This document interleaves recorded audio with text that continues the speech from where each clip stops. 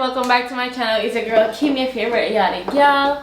Alright y'all, we're in the studio today. We're gonna be talking about sanitation. Alright, if you're a makeup artist or an aspiring makeup artist, you should absolutely not be touching anybody's face until you, one, understand sanitation, two, you are heavily practicing it, you have all the sanitation tools that you need. Like, you cannot be being, well, obviously you can, because there's actually a lot of people who do it, which is a whole nother story. But if you want like a successful business, if you want to really take this thing seriously, you want to be having good reviews and all that kind of stuff, you want to definitely make sure that you are being safe. It might not like catch up to you if you're just like doing it as a side gig and you're just like doing stuff. You don't have a website or anything for people to leave reviews and like talk about the fact that you're not clean. But if you are trying to have this be a business, sweetheart, make sure you're not cutting corners. Yes, I understand sometimes we're on jobs and we're just like in a rush and you just have to get things done and you're just like doing things that you probably should not be doing.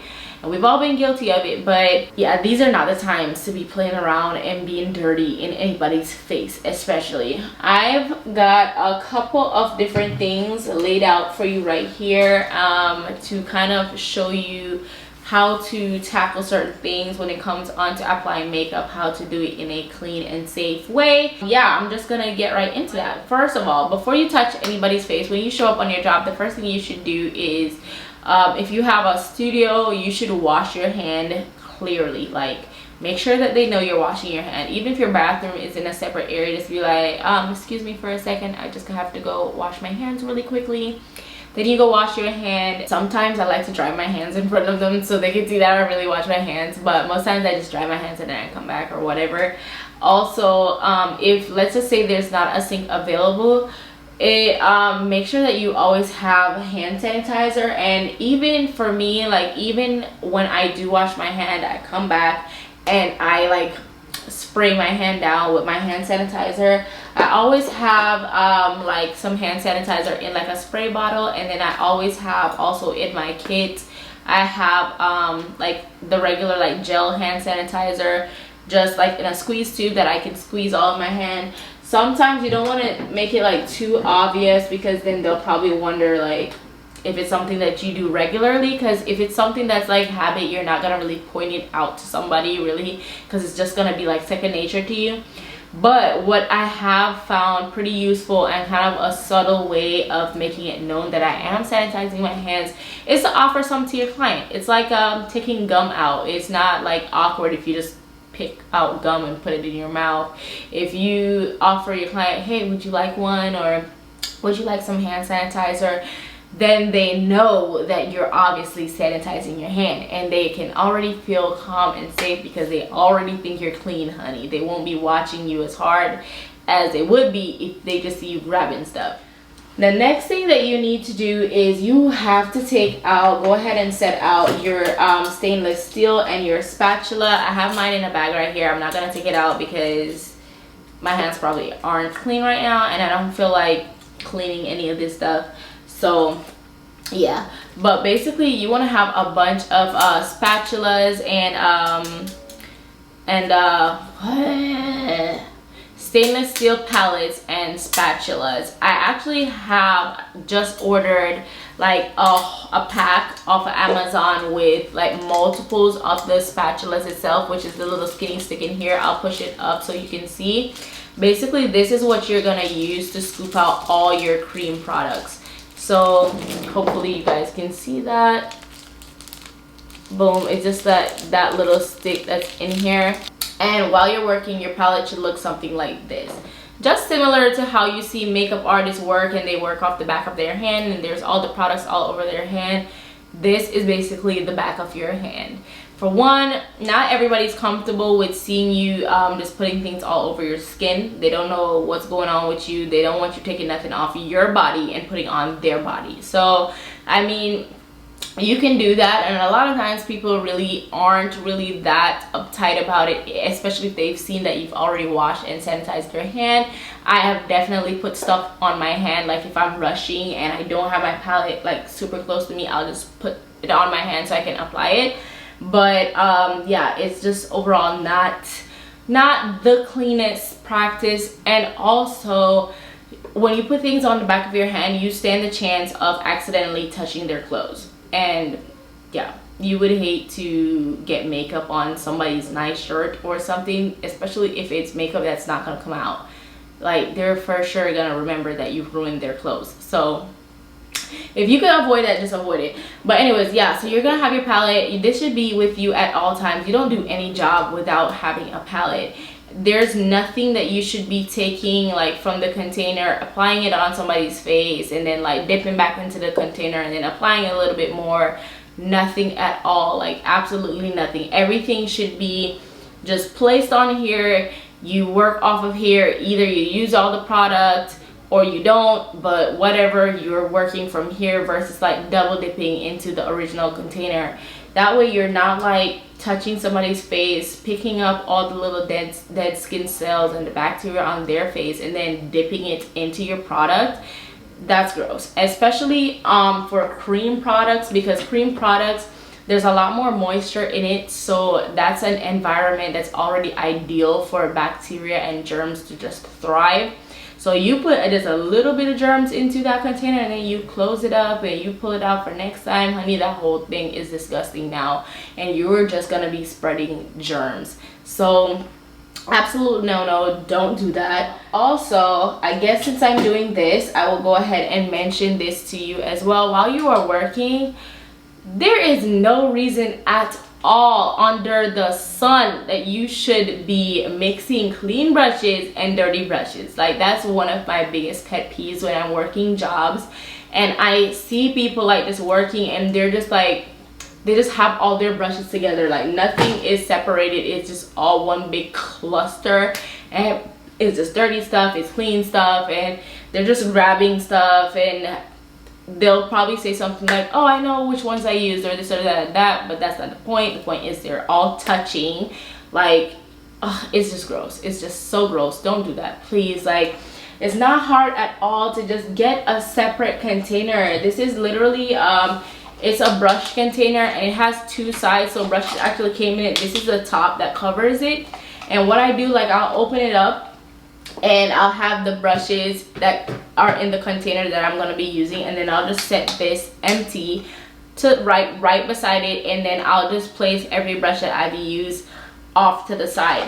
Not gonna lie, I'm not always the best at cleaning my brushes right away after each job, but at least I know they're not in here mingling with my clean brushes, so they're out of the way, they're not hurting anybody, they're in a dirty container with other dirty things. Like, and I will do a video about how I clean my brushes and sanitize my brushes, but that's gonna be a whole separate video, so I'm not gonna go too much into that.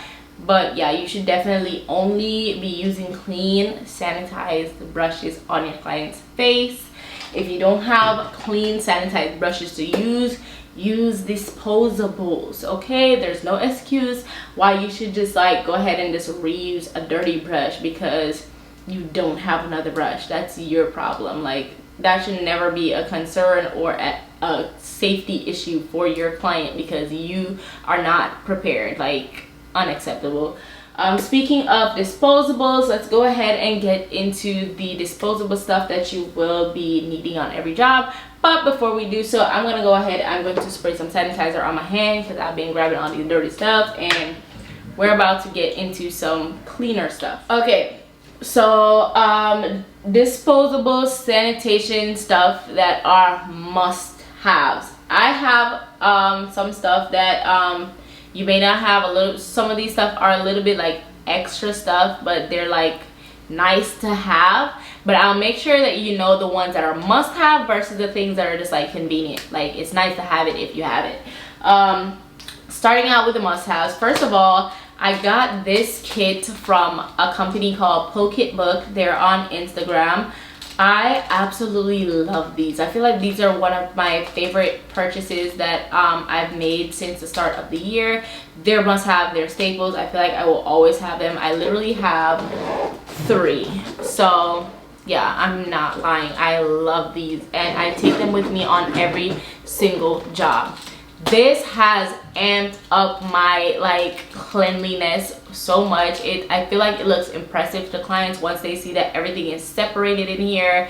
I'm not just like grabbing from a container that has like a good bit of stuff that I'm using on multiple people. Like every single thing is separated.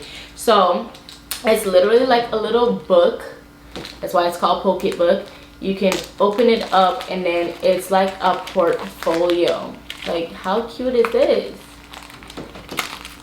And then in here I just have a lot of different sanitation stuff. This book specifically, I have things separated in it. I will come closer to you and I will show you. So starting here, I have just these lip brushes. These are like lipstick brushes. Then I have these lip brushes, and then I have a bunch of different sizes of mascara ones. I have the regular standard disposal mascara ones, and then I have minis. I have a bunch of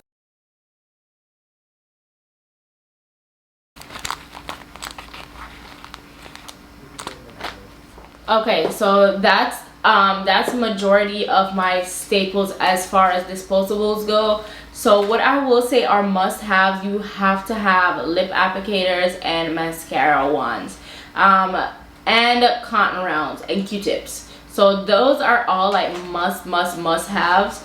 For me, it's just convenient to have like the regular lip applicators as well as lip brushes. I like having lip brushes to apply certain stuff like lip gloss or like even lipstick, because they're synthetic fibers. So I feel like these lip applicators, because they have more of a absorbent texture, I feel like it doesn't like dispense all of the product sometimes and not like evenly. I feel like these lip brushes are really good for that. And also I feel like these lip brushes are really good for if I need to apply anything really precise. So that's one of those convenient things, like, you know, and they're not expensive. So I mean, if you can get it, get it. Also, another like convenient thing is the smaller mascara ones. They're not a must-have because you could really just buy a massive pack of the regular mascara ones and use those. You can use those on bottom lashes as well, but I do find that since I have purchased them, they are a lot more convenient for not convenient, but they're easier to work with for people who have like really fine lashes or just like getting really close to those inner corner lashes. That works out wonderfully for me. Also, another like, you don't have to, but it's cool if you do, thing is the having multiple different Q-tips. You could really just have one type of Q-tip, just regular Q-tips that you buy at Walmart to clean out your ears. But I've found that by having these super skinny ones, I can really just clean something up very detailed. The most minor thing that I need to clean up, that is perfect for me without, like, I feel like if I soak up a makeup remover on like one of these bigger Q-tips to just remove something really small, I might end up taking off more makeup than I even need to, versus like just using this small thing. I could probably take something off that's not even noticeable, that, you know, there's like a little bit of makeup that I had to like, you know, like clean up. Also, I love the pointed Q-tips. Like, once again, just really convenient for like more detailed stuff. And then of course, cotton rounds are must have. Like, you have to have these to like cleanse the face before you start. A lot of people don't even prep the skin before they start, but that's a whole nother thing. But yeah, make sure you have cotton rounds. Other disposables that I have are my wedges and sponges. So sponges, I have this container that I got off of Amazon that I keep all my wedges in, and it just looks like these.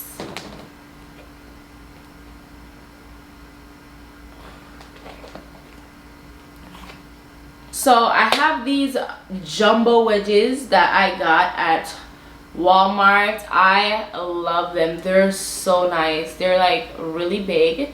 Like, look at them compared to my face. They're like really big. And also you can see it compared to, ooh, that's not gonna show. Well, you can see it compared to the size of a regular beauty wedge. Like, let me come closer.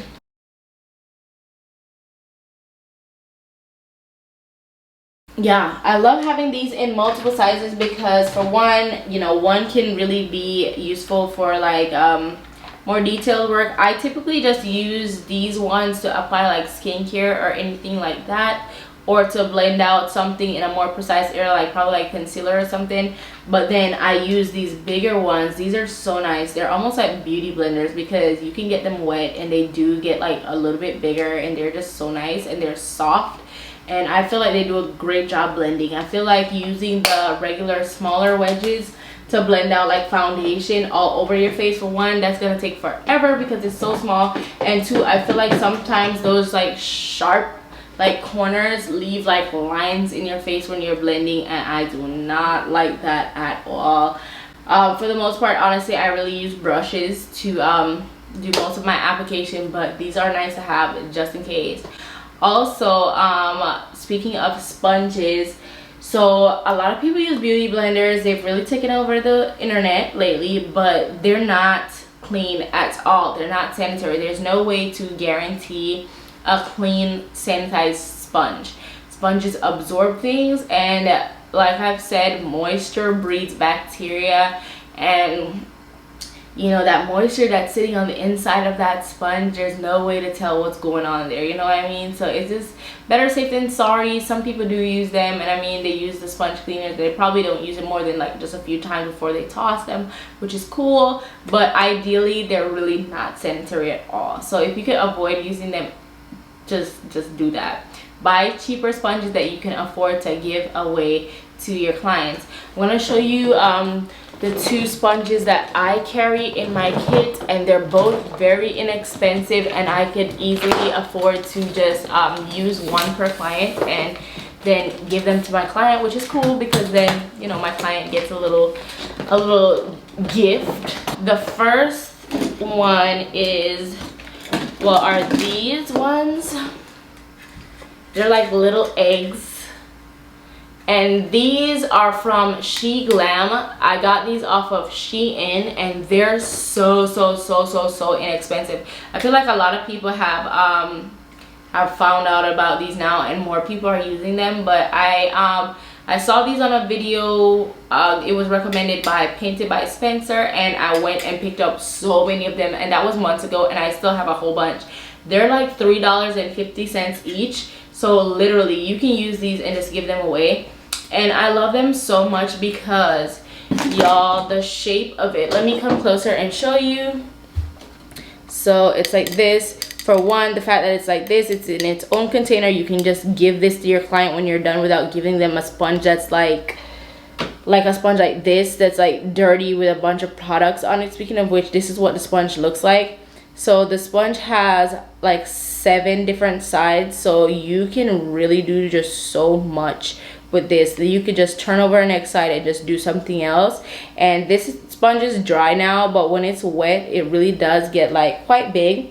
So yeah, really nice sponge. And then I have these ones, are from Juno and Co. I feel like everybody was talking about the Juno sponges for a while there. I feel like they kind of fell off. Not too many people talking about those, but I still do love them very much. I have a couple of them in here, and I keep them like this because, for one, it's sanitary because it's in a container, so it's not just in here rolling around touching stuff. And two, so my clients can see that, listen, I'm opening a brand new sponge for you. These are probably a little bit more ideal for as far as sanitation goes, because like the She Glam ones are great, but you know, it's still like open to the air and stuff because it's in a cage versus just being in a sealed bag. And also these cages, you can open and close them, so your client really doesn't know that it's a new sponge because you could have really just cleaned it and put it back in the cage. So there's that. But I mean, whatever, I still have them. I know that they're clean and they're brand new. I'll tell my client if they want to believe me, they can. If not, then that sucks. But yeah, I've never had that experience.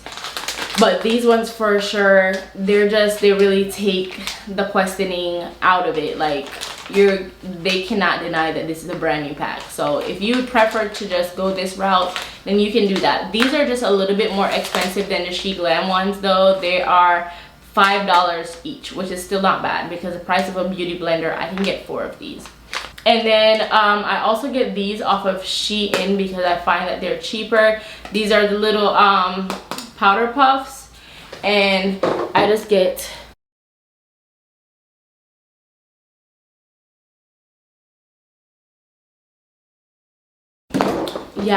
a multi-pack of that. All right, now when you work with your palettes, just in general, a good rule of thumb, if it is cream, then you usually don't have to think about sanitizing it, but it should always be depotted. So everything that is cream, lipsticks, just everything that is cream, if it has some type of liquid or cream, always on your palette. That's how you use it. And then if it's powders, you can use it directly from the container, but then you have to leave them open. So let's say you're working out of your eyeshadow palette, you're going to, when you're done with it, just go ahead, just leave it just like this. And then before you close it and put it back wherever you keep your products, you're just going to want to take this 70% alcohol. There's different people say different things about this, but most people agree that 70% alcohol is the best type of alcohol to use to sanitize your products, because using 99% alcohol will definitely kill bacteria, but it evaporates too quickly to sit on the product long enough to really sanitize. So the 70%, it takes a little bit longer to dry. So for one, that makes it a little bit kind of inconvenient if you're working on jobs and you need to like just be going, because you know it takes a little while to dry, but it doesn't take a long time to dry, honestly, not even a minute. And it has to sit on your product for at least 30 seconds for it to properly sanitize. So what you're gonna do, you're just gonna hold your product like this and you just spray it, literally just spray all over it. Make sure you get every single thing. It doesn't matter how much you spray on there, it's not going to damage your products. It's not going to change like the consistency or the formula at all. It will literally be the same product. And yeah, you just spray it just like that, get it nice and wet, and then you just set it down open so that it can air dry. And then when it's done air drying, then you can go with like a paper towel or something, and then you can wipe around the pans to catch all the fallout or just whatever, and then you can wipe like the top and the back, like the outside area, just all that. Then you can place it back wherever you keep your other clean sanitized palettes.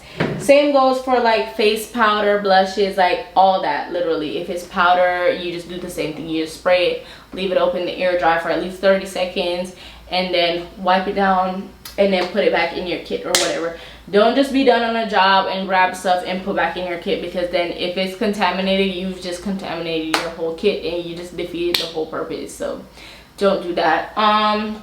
There's 2 more types of products that I have to tell you how to sanitize. One is like your tools. So for your tools, this is my, what do you call this, like eyelash curler. You're going to sanitize these kind of in a similar way as you do your eyeshadow palettes. So you have your tool, you're done using it. Before you put it back into your kit, this is clean already, so I'm really not going to do the whole thing, but basically you're just going to hold it and you're going to spray, completely saturate it, and then you're going to leave it open like this, and then you can let it sit. I let it sit for a little bit, and then I will wipe it with a paper towel, and then I will put it back in my kit. No, then I will spray it again, let it air dry, and put it back in my kit. For all your pencils, lip pencils, eye pencils, all of those, you're gonna spray it, let it air dry, then you're going to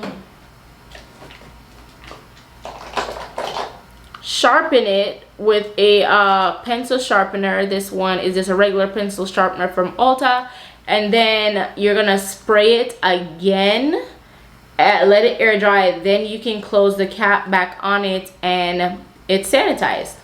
So yeah, that is it for this video. Hopefully it was helpful. Hopefully if you have been doing a little bit unsafe practices, I'm not gonna say that's okay, but whatever, as long as you know better now and you're gonna do better moving forward, then you know we can kind of let that slide. But I feel like ignorance, ignorance is just not an excuse when it comes on to trying to claim to be a professional. You can't just go out there just because you have some makeup and say, oh, I'm a makeup artist, and then you don't take the necessary steps to understand how to safely do the job. You know what I mean? I don't believe that everybody needs to necessarily go get certified or have a license in cosmetology or to be an esthetician and like go to school to know how to do something like makeup artistry, but I definitely feel like there is training that is necessary. Whether you're gonna look something up online or you're gonna go do like little courses or just watch YouTube videos, whatever it is that you want to do, you go ahead and do that, but make sure that you are educating yourself. Make sure that you are being safe and that you're constantly keeping up with updated safety practices. Yeah, that's it. If you like this video, then you will probably like my other videos in my makeup artist series. Do check that out. Make sure you give this video a big thumbs up so myself and YouTube can know that you like this kind of video, these kind of videos. Drop a comment, let me know what you want to see next. Yeah, I'll see you in the next one. Bye.